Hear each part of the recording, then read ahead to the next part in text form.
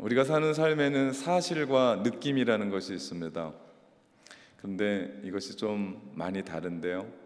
어떤 사람은 사실대로 느끼는 사람이 있어요. 어떤 사람은 사실이 아닌데 그거를 그대로 느끼는 사람이 있습니다. 동일하지 않아요. 일치하지 않습니다. 사실과 느낌이 다를 때가 있죠. 그리고 그것이 사실이 아닌데 느낄 때도 있습니다. 그렇기 때문에 우리는 그 느낌에 속으면 안 됩니다.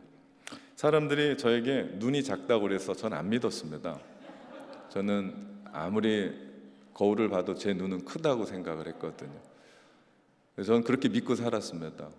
근데 이번에 그 아파트 밑에 피트니스 센터에 가서 제가 등록을 하려고 갔더니 요즘은 카드가 아니고 홍채 인식을 한대요. 그래서 눈을 이렇게 떠봐야 된대요. 그래서 눈을 이렇게 떴거든요. 이 기계가 3번이나 제 눈을 인식을 못하는 거예요. 한두 번도 아니고. 우리 뒤에 있는 우리 애들이 막 박수를 치고 웃는 거예요. 저를 담당해줬던 분이 이 기계가 눈이 5 정도 되면 인식을 하는데 선생님의 눈은 3.5라 안 된대요. 제가 눈을 있는 그대로 막 크게 뜨고 간신히 인식을 했습니다. 제 눈이 작은 건 과학적인 사실로 증명이 됐어요. 사실이었어요. 그런데 저는 느끼지 못하고 그렇게 생각하지 못하고 살았죠. 이제는 이제 과학적으로 증명됐기 때문에 제가 그 사실을 사실로 인정해야 되는데 제가 그러질 못합니다. 그래서 가만히 생각해 보면 이거를 우리의 신앙생활에도 대입할 수 있어요. 우리가 신앙생활하면서 하나님이 나와 가까이 계시다고 느낄 때가 있어요. 어떨 때는 하나님이 나와 멀리 계시다고 느낄 때가 있어요. 여러분, 요즘 여러분은 어떠십니까? 하나님이 가깝게 느껴지십니까? 아니면 하나님이 멀게만 느껴지십니까? 흔히들 삶에 하나님이 멀게만 느껴질 때는요, 내 삶이 힘들 때예요. 고통이 있고 고난이 있고 아픔이 있고 자녀의 문제로, 육신의 질병의 문제로, 풀리지 않는 인생의 질고로 힘겨워질 때, 속상할 때 하나님이 멀게만 느껴져요. 왜 하나님이 멀게만 느껴질까? 가만히 묵상해 봤더니 하나님께 섭섭한 거예요. 너무 섭섭한 거예요. 하나님이 멀리 계시는구나. 나 같은 사람은 보시지도 않는구나. 그러면서 좀 더 나가서 하나님이 나한테 왜 이러시지? 그러면서 내가 시험에 들기도 합니다. 근데 사실은 이것은 사실이냐 느낌이냐라고 얘기했을 때 느낌이 더 커요. 누가 그 사람에게 시험 준 건 아닌데 자기가 느끼고 자기가 시험을 받아요. 누가 그 사람에게 뭐라고 안 하는데 자기가 혼자 느끼고 그런 감정에 치우칠 때가 있습니다. 근데 사실 이건 우리의 감정이고 느낌이죠. 자기 혼자 그렇게 느끼며 버거워하며 삽니다. 사실 우리 하나님은 우리를 한 번도 떠나신 적이 없어요. 내가 힘들고 어렵고 고난 중에 있어도 그 하나님은 나를 떠나신 게 아니라 내가 그렇게 느끼는 거죠.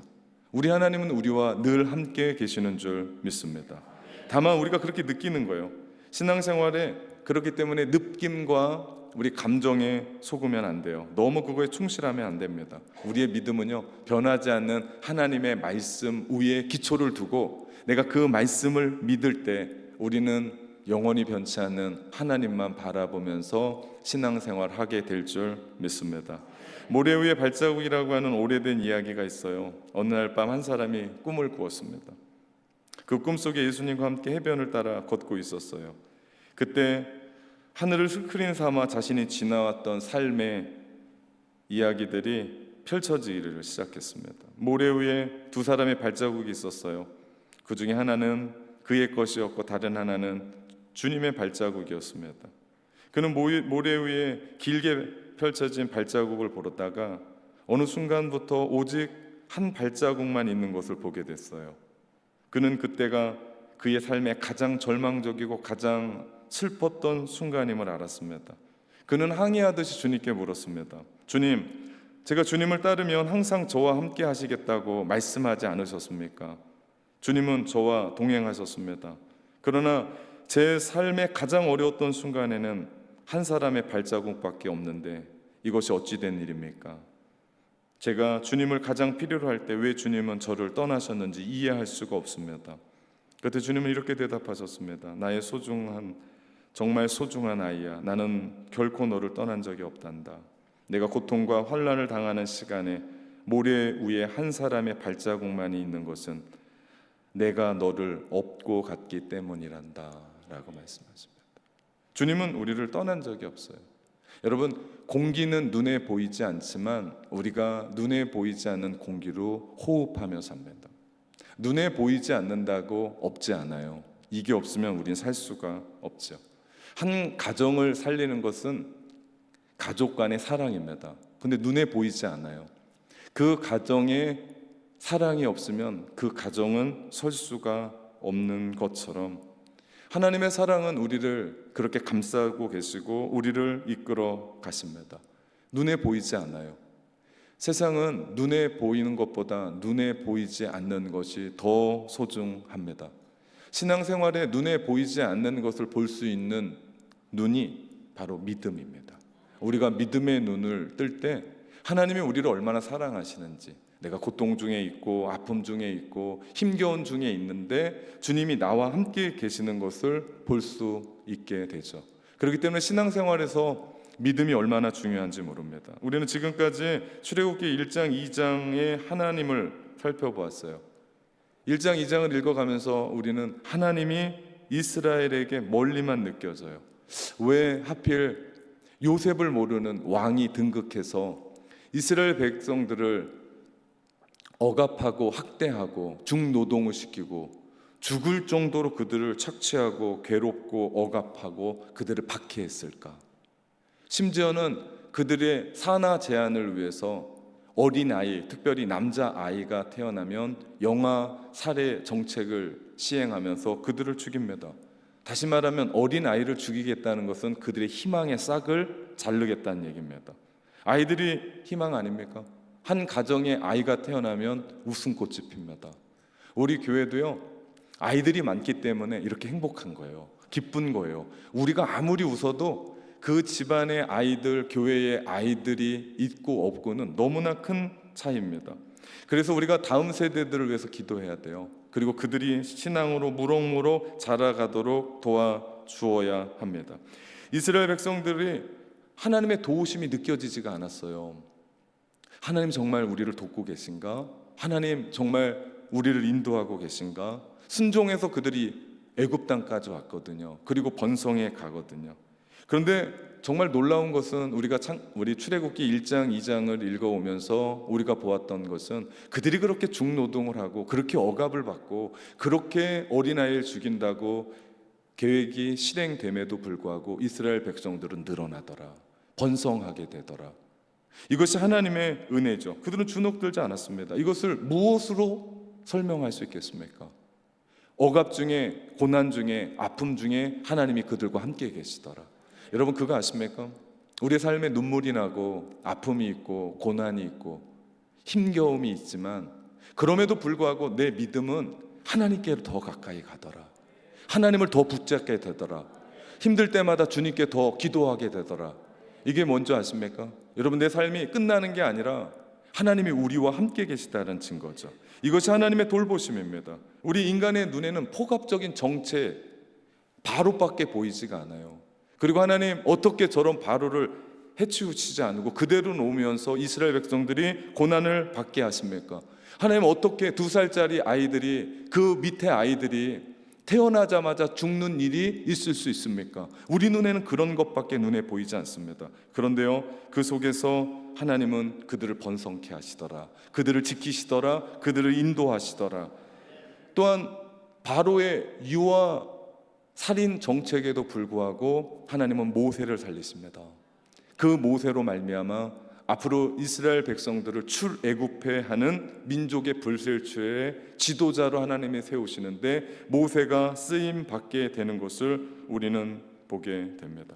오히려 하나님은 애굽의 이 악행들을 통해서 하나님의 구원의 계획을 실행시키세요. 무슨 얘기입니까? 이스라엘 백성들을 그렇게 억압하니까 이스라엘 백성들이 하나님 앞에 부르짖는 거예요. 하나님, 우리를 이 애굽 땅에서 구출해 주십시오. 하나님, 우리를 이곳에서 벗어나게 해 주십시오. 하나님께 부르짖는 일들이 일어나게 됩니다. 여러분, 이스라엘 백성들이 애굽에서 먹고 살만했으면, 고깃값만 해서 찔러서 엄청난 고기 빼서 그들이 먹고 살만했으면 그들은 그렇게까지 하나님을 부르짖지 않을 수도 있었습니다. 왜? 먹고 살만하니까. 근데 그들이 견딜 수가 없는 거예요.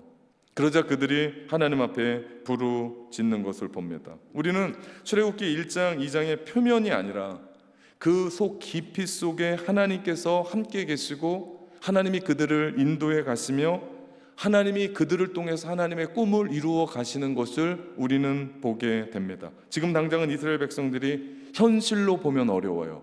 우리 눈에 비치는 것은 억압이고, 우리 눈에 비치는 것은 중노동이고, 우리 눈에 비치는 것은 폭압밖에 보이지가 않습니다.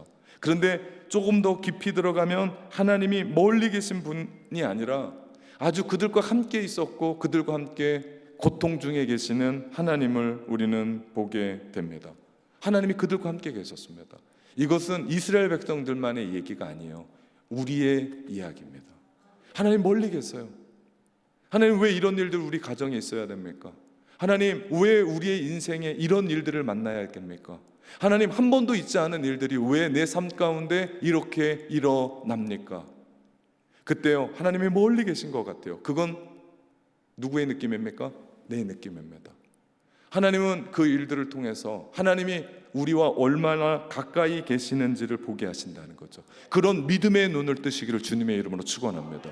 이거를 볼 수 있느냐 볼 수 없느냐의 차이는요, 내가 하나님께 가까이 가느냐 가지 못하느냐의 엄청난 차이를 우리 가운데 이야기합니다. 우리의 신앙생활이 왜 흔들립니까? 우리의 신앙생활이 흔들리는 것은요, 주님이 없어서가 아니에요. 우리의 신앙생활이 흔들리는 것은 믿음이 없어서 그렇습니다. 주님이 나와 함께 계신다는 믿음. 왜? 현실은 흔들리거든요. 지금 나의 모습은 어렵거든요. 눈물이 나거든요. 그러다 보니까 옆에서 사단이 우리를 해코지는 못하는데 어떻게 해요? 유혹해요. 자꾸 흔들어요. 절망감을 줘요. 두려움을 줘요. 이래선 안 되겠다. 하나님 외에 다른 것 붙잡아야겠다. 그러면서 우리 가운데 절망감을 주면서 우리로 하여금 딴 쪽으로 시선을 쏟게 합니다. 우리는 그럼에도 불구하고 삶이 어렵고 힘들고 고난이 있음에도 불구하고 우리가 바라봐야 될 분은 예수 그리스도, 하나님이 나와 함께 계시다는 것을 우리가 믿을 때 그 마음 가운데 하나님이 우리를 통해서 일하시는 것을 보게 될 줄 믿습니다. 여러분, 우리 신앙이 흔들릴 때, 힘겨울 때 우리 하나님 앞에 그렇게 한번 말씀해 보십시오. 하나님은 나와 함께 계셔. 따라해 봅시다. 하나님은 나와 함께 계셔. 내가 믿어지지 않고 어려울 때 하나님은 나와 함께 계셔. 이 고백이 여러분을 살리게 될 줄 믿습니다. 그렇기 때문에 감정에 너무 속지 마십시오. 내가 느낌이 다 맞다고 생각하지 마십시오. 감정과 느낌은 우리를 속여요. 여러분, 우리는 그 사실을 사실대로 다 못 믿어요.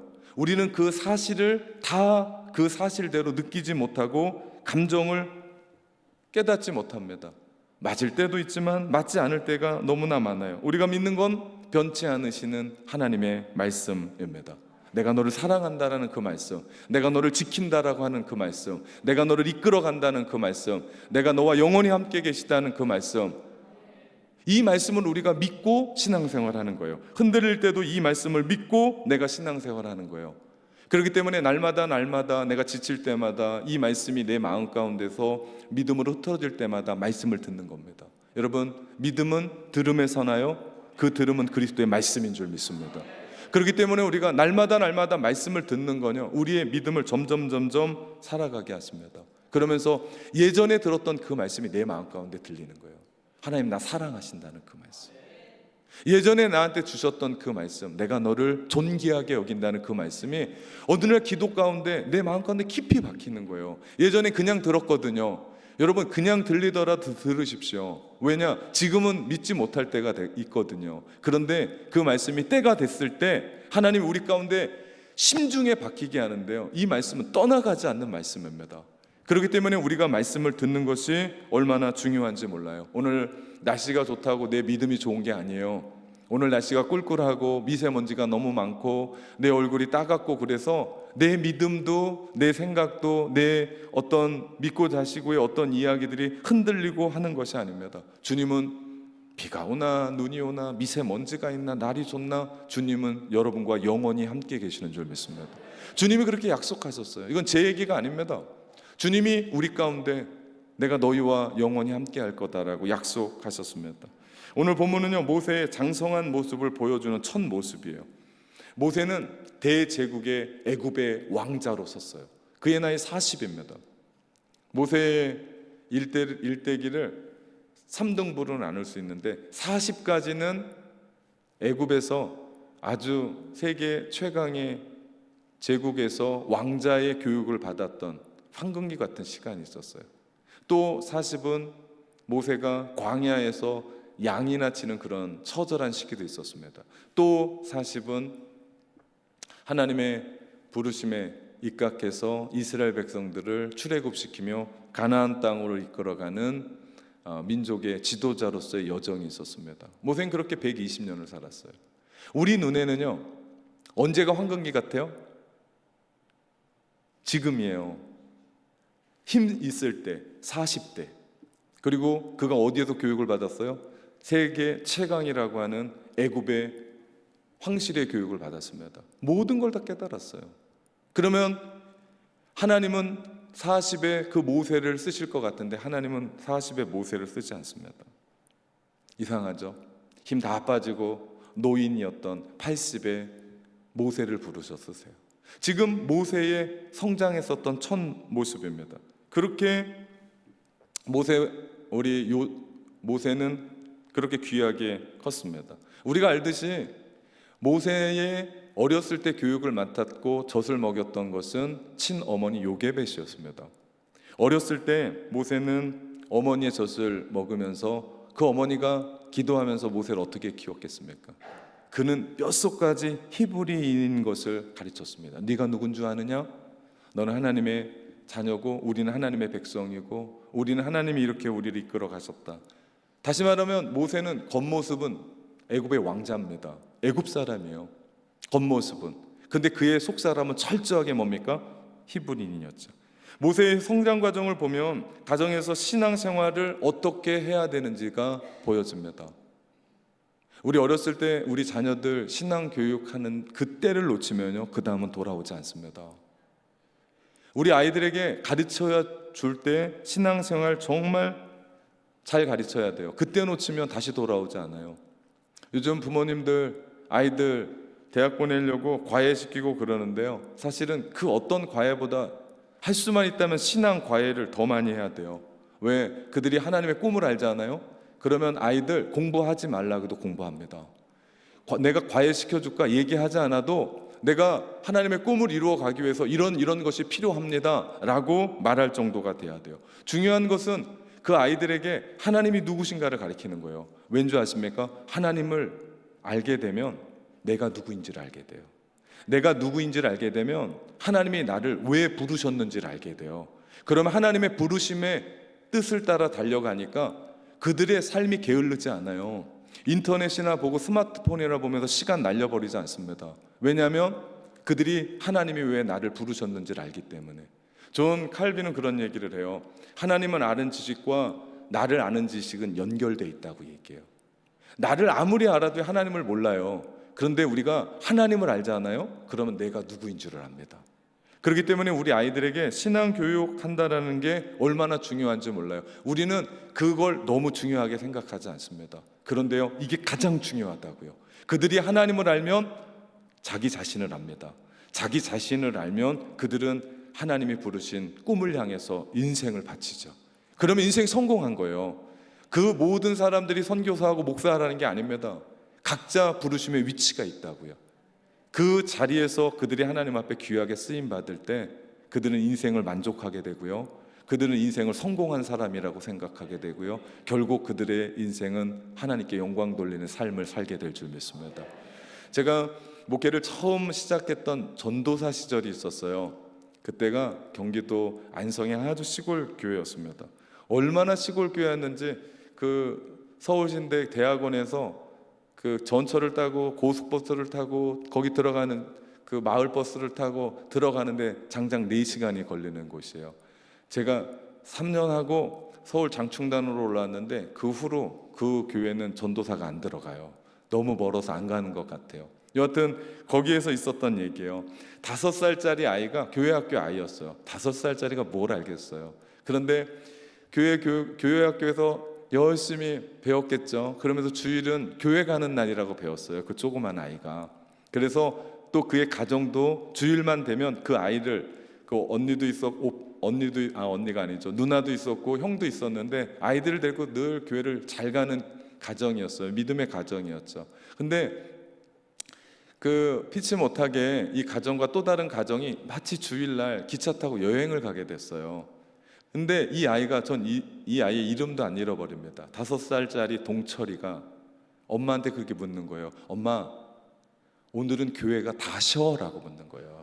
기차를 타고 가니까. 왜?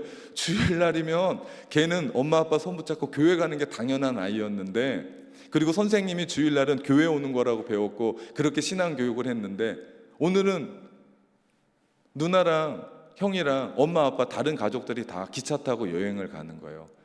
그러면서 그 집사님네가 여행 갔다 오더니 그런 얘기합니다. 이게 여행이었는지 이게 뭐였는지 모르겠다고 볼멘소리를 하는 걸 들었습니다. 여러분, 이게 얼마나 중요한지 몰라요. 우리 아이들에게 예배를 예배대로 가르쳐주고 하나님을 하나님으로 알려주고. 여러분, 모세가 그렇게 하나님 앞에 귀하게 쓰임받았던 이유는 물론 하나님이 그를 준비시켜 놓은 거예요. 물론 하나님이 어머니 요게벳을 그렇게 준비시켜 놓은 거예요. 근데 그 어머니 요게벳이 그 아이에게 젖을 먹이면 얼마나 눈물 나는 일입니까? 그 아이, 우리가 출애굽기 보면서 3개월이 됐을 때 울음소리가 너무 크고 움직이는 것이 너무 커서 그 아이를 갈대 상자에 넣고 나일강에 떠나 보낼 수밖에 없었던 그 어미의 마음. 그런데 하나님의 일들로 그 어머니가 그 아이를 키우게 됐단 말이죠. 그러면서 그 아이를 키우면서 얼마나 기도했고 얼마나 신앙 교육을 했겠냐는 거죠. 그것 때문에 모세가 하나님 앞에 쓰임받은 사람이 됐다는 거죠. 여러분, 다르지 않습니다. 우리 아직 신앙생활 못하고 있는 자녀들이 있다고 들었습니다.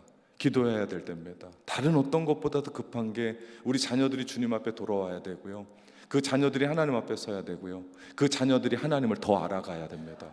이것이 복이에요. 다른 게 아닙니다. 내가 다 가지고 다 누리고 있는데 자녀들이 하나님을 모른다. 여러분, 이것처럼 마음 아픈 일이 있겠습니까? 이것처럼 여러분의 마음을 슬프게 하는 일이 있겠습니까? 자녀들을 위해서 특별히 더 기도하십시오. 그렇지만 너무 무섭게 기도하지 마세요. 하나님, 다리 몽둥이를 뚝 부러뜨려라도 하나님 앞에 오십시오. 그 마음은 알아요. 근데 이렇게까지는 기도하지 마시고 젠틀하게. 진짜 부러뜨리면 어떻게 해요? 그죠? 그래도 뭐 주께로 돌아온다면 된다고 생각하는데, 그래도 제가 부탁드립니다. 젠틀하게 하나님 앞에 구하십시오. 모세의 겉모습은 애굽인이에요. 애굽의 왕자예요. 근데 모세의 속은 히브리인이에요. 그런 정체성을 가지고 있으니까 모세가 왕궁에 있지 못하고 어디에 있습니까? 지금 히브리인들이 노역하고 있는 그 노역의 장소에 가 있는 거예요. 그냥 애굽의 왕자로 시찰하러 한번 오는 게 아니에요. 어제 왔고 오늘도 또 온 거예요. 무슨 얘기입니까? 그렇게 중노동하는 그들이 오늘 말씀해 보니까 형제라고 얘기하고 그들과 함께 연대의식을 갖고 있는 거예요. 그러니까 자기가 지금 애굽의 왕자로서의 엄청난 옷을 입는 것보다 노예의 옷을 입고 있는 그 히브리 민족에게 더 마음이 끌리는 겁니다. 어쩌다 한번 들린 게 아니에요. 그들의 모습이 그의 마음 가운데 있는 겁니다. 그러다가 모세가 그 다음날 한 장면이 눈에 들어와요. 그것은 애굽 사람이 히브리 민족 한 사람을 때리는 거예요. 여기에 히브리 말로 치다라는 얘기는 그냥 한 대 친 게 아니에요. 죽을 만큼 때렸다라는 뜻입니다. 죽으라고 때렸다는 얘기예요. 그 당시에 애굽 사람들이 노예 한 사람 죽이는 건 아무것도 아니었습니다. 이거에 분노한 모세가 그러지 말아야 되는데 애굽인을 쳐 죽입니다. 그리고 감쪽같이 모래 속에 감춰요. 그리고 끝난 줄 알았습니다. 그 다음날 히브리 사람들이 싸우는 거예요. 동족이 싸우는 거예요. 얼마나 마음이 아프겠어요. 당신들 왜 그러냐, 왜 싸우냐라고 얘기하자 문제가 생겼습니다. 14절 말씀해 보니까요, 그가 이르되 누가 너를 우리를 다스리는 자와 재판관으로 삼았느냐? 내가 애굽 사람을 죽인 것처럼 나도 죽이려느냐?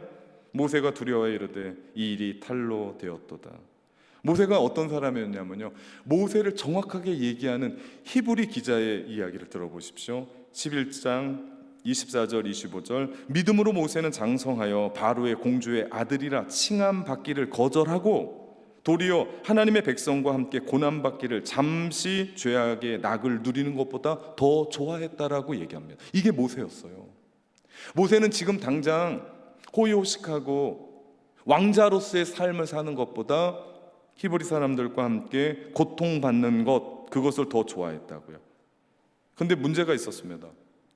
모세는 그런 마음을 갖고 있는데 애굽의 왕자로서의 옷을 입고 있는 모세를 히브리 사람들이 인정을 안 해주는 거예요. 이해되십니까?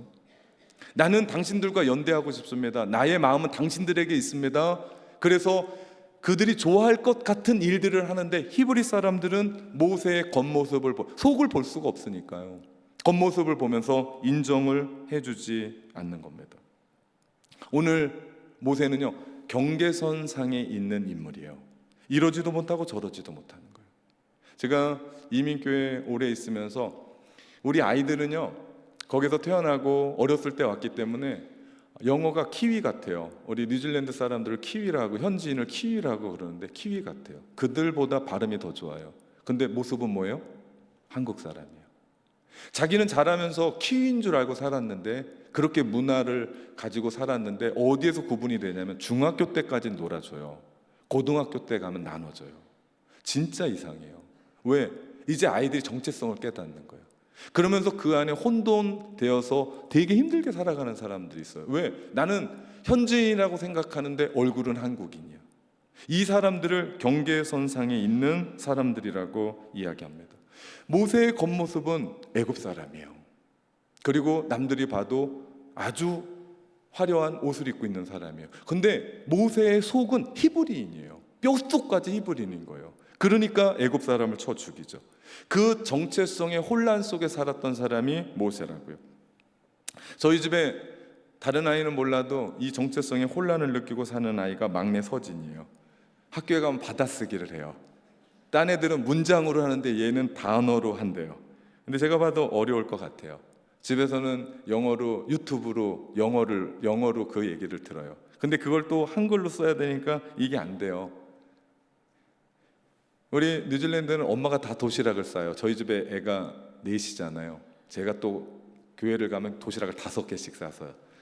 대단한 도시락 아니에요. 샌드위치 싸주는 거죠. 너무 놀라지 마십시오. 뭐 밑반찬에 뭐 깔고 그런 거 아니에요. 샌드위치. 그런데도 우리 아이는 엄마 도시락이 최고 좋다고 그래요. 근데 한국 학교에 갔더니 어때요? 급식이 나오는 거예요. 자기가 먹기도 싫은 것도 있는데 다 주는 거예요. 애가 사실은 아무 말 하지 않는데 어려울 것 같아요. 저 아이도 경계선상에 놓여 있는 아이예요. 저는 한국 사람이에요. 근데 한국에 와서 제가 적응을 하고 있어요. 저도 정신 못 차리고 있는 경계선 사람에 있는 사람, 이러지도 못하고 저러지도 못하고 있는, 여러분은 잘 모르실 거예요. 모세는 사실 히브리인을 위했어요. 사랑했습니다. 그럼에도 불구하고 히브리 사람들에게 환영받지 못한 모세. 하나님은 그를 알았습니다. 만약 모세가 완전히 애굽 사람이었으면 히브리 사람들을 출애굽시킬 수 있는 지도자가 될 수가 없어요. 또 하나, 모세가 완전히 히브리 사람이었으면, 궁중의 교육을 받지 않았으면 모세는 바로 앞에 설 수 없는 사람이 돼요. 그러면 또 이스라엘 백성들을 출애굽시킬 수가 없다라는 거예요. 하나님은 모세를 그런 경계선상에 있는, 이럴 수도 없고 저럴 수도 없는 그 사람으로 만들었다는 거죠. 오늘 모세는 동족을 위했지만 동족들에게 배척당해요. 애굽 사람을 쳐 죽였다는 이유로 바로가 모세를 죽이려고 달려옵니다. 아니, 왕자가 사람 하나 죽였는데 모세를 죽이겠다고 달려들어요. 이 모든 게 정치적인 음모였고 그 안에 모세를 둘러싼, 왜냐하면 바로는 이스라엘 백성들을 싫어했거든요. 그래서 그들을 말살하려고 했는데 실패했습니다. 우리가 알듯이 산파에게 그렇게 명령했는데도 듣지 않았어요. 우리가 지난주에 봤던 것처럼 이번에는 왕궁에 함께 살았던 공주한테도 얘기했는데 공주가 히브리 아이를 데려다가 키웠어요. 바로는 알고 있었어요. 그가 히브리 아이인 걸. 그러면서도 궁중에서 왕자로 살고 있었죠. 근데 이 사건이 일어난 거예요. 그러니 바로가 눈에 쌍심지를 켜고 모세 죽이겠다고 달려오는 겁니다. 여기서 한번 생각해 봅시다. 여러분, 모세가 하나님이 가까이 계심을 느꼈을까요? 하나님이 멀리 계심을 느꼈을까요? 여러분 어떻게 생각합니까? 그는 애굽의 왕자였습니다. 그러나 애굽에 속하지 못했어요. 그는 히브리 사람을 사랑하고 우애했지만 히브리 사람들은 그를 배척했습니다. 환영받지 못했어요. 그는 결국 외로운 사람이었고 결국 그 사건으로 도망자 신세가 됩니다. 모든 걸 다 잃고 미디안 땅으로 도망을 갑니다. 이런 모세에게 하나님이 가까이 계십니까? 멀리 계십니까? 우리 표면적으로 생각하면요, 하나님이 정말 멀리 있어도 너무 멀리 있는 것 같아요. 그러나 하나님은 모세와 함께 계셨고 그를 출애굽의 지도자로 예비하고 계셨다는 사실입니다. 우리가 이것에 대해서 눈을 떠야 돼요. 우리의 신앙생활하면서 수많은 일들을 만나요. 우리는 그저 드러나 있는 그 현실로 어떤 현상으로 하나님이 여기 있다 없다라고 너무 급박하게 얘기합니다. 그리고 절망해요. 그리고 나는 또 느끼는 대로 느끼고 살아가요. 내 감정에 충실할 때가 있습니다. 여러분 그거 아십니까? 우리 현실에서 그리고 우리의 그 현상에서 하나님이 보이지 않는다고 없는 게 아니라고요. 우리가 주님 안에 있기만 하면 주님은 우리를 통해서 일하시거든요. 로마서 8장 28절 정말 좋아하는 말씀인데요. 우리가 알거니와 하나님을 사랑하는 자 곧 그의 뜻대로 부르심을 입은 자들에게는 하나님 모든 것을 협력하여 선을 이루시느니라. 우리가 이것에 대해서 눈을 떠야 돼요. 이것이 믿음입니다. 이 모든 일을 감사함으로 우리가 받아들이면 버릴 게 없게 돼요.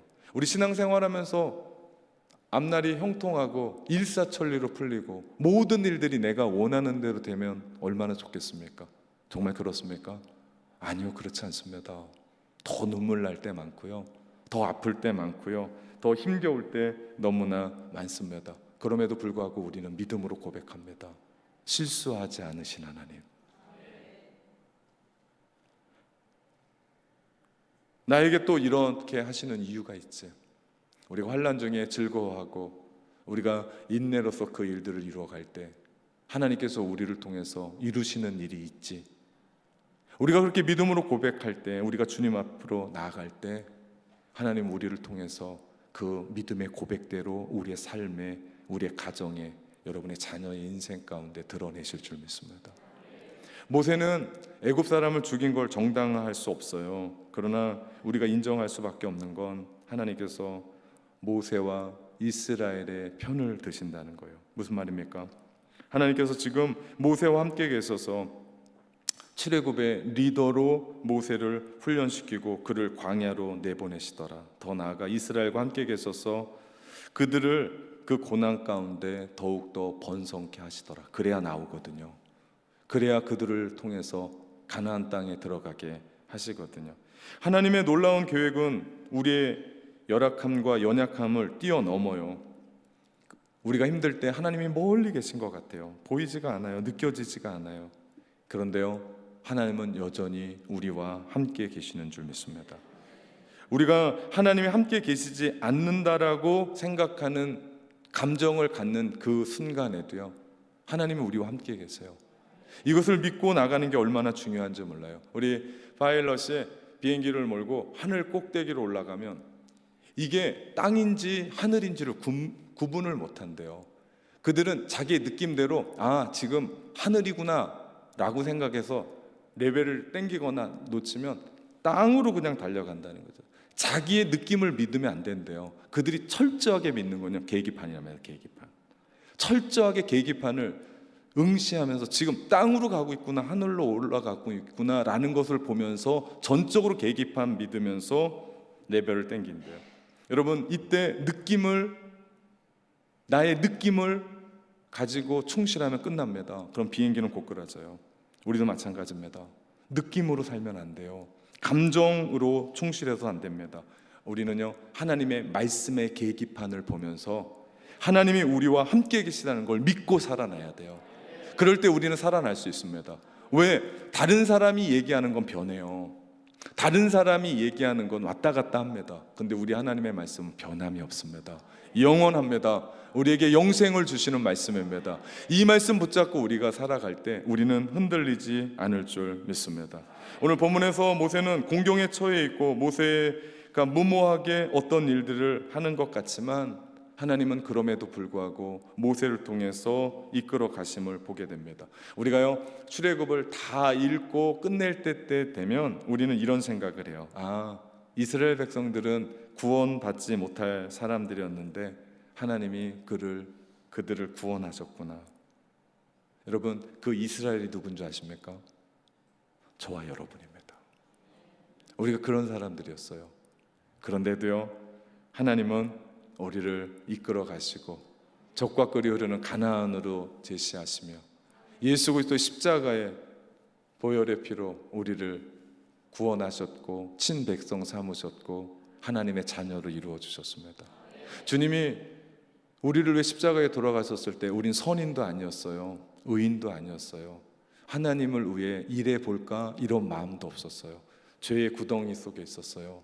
남들이 얘기하는 것처럼 정말 처절하게 그런 삶을, 안타까운 삶을 살았던 우리인데도 불구하고 주님은 십자가에서 우리를 위해 죽으셨어요. 그러면서 그 사랑을 우리 가운데 보여주셨습니다. 여러분, 이건 뭘로 설명할까요? 내가 노력도 하지 않았었어요. 내가 그 십자가를 받으려고 어떤 희생을 하고 헌신을 한 게 아니에요. 그분이 우리를 위해 모든 것을 다 쏟으셨죠. 그렇게 우리는 값없이 구원을 얻었습니다. 그 값없이 구원을 얻고 나니까 이제 눈이 띄어지는 거예요. 내가 이렇게 살면 안 되겠구나. 나와 영원히 함께 계신 그 하나님의 은혜로, 나와 함께 계신 그 주님의 은혜로 내가 살아야겠구나. 그런 결단을 하게 되죠. 우리가 신앙생활 하면서 하나님이 멀리만 느껴질 때가 있습니다. 안 보일 때가 있습니다. 안 느껴질 때가 있습니다. 내 안에 안 다가올 때가 있습니다. 여러분, 이때 하나님이 우리 안에 없는 게 아니고요, 우리 안에 더 가까이 계시다고요. 우리 안에 계셔서 우리를 위로하시고 우리를 격려하시고 우리를 이끌어 가시는 분입니다. 마태복음 28장 20절 하반절에 보면요, 볼지어다 내가 세상 끝날까지 너희와 영원히 항상 함께 하리라 약속하셨습니다. 이게 주님의 약속이세요. 주님은 여러분과 함께 계십니다. 그렇기 때문에 지금 현실과 현상에서 주님이 보이지 않는다고 낭망하지 마십시오. 실망하지 마십시오. 포기하지도 마십시오. 주님이 여러분과 함께 계시다고 주님이 약속하셨으면 여러분이 느끼는 그 느낌의 감정이 아니라, 여러분이 가지고 있는 그 생각이 아니라, 그 현상과 현실이 아니라 믿음으로 이 말씀 받아들일 때 주님이 여러분과 함께 영원히 거하시는 줄 믿습니다.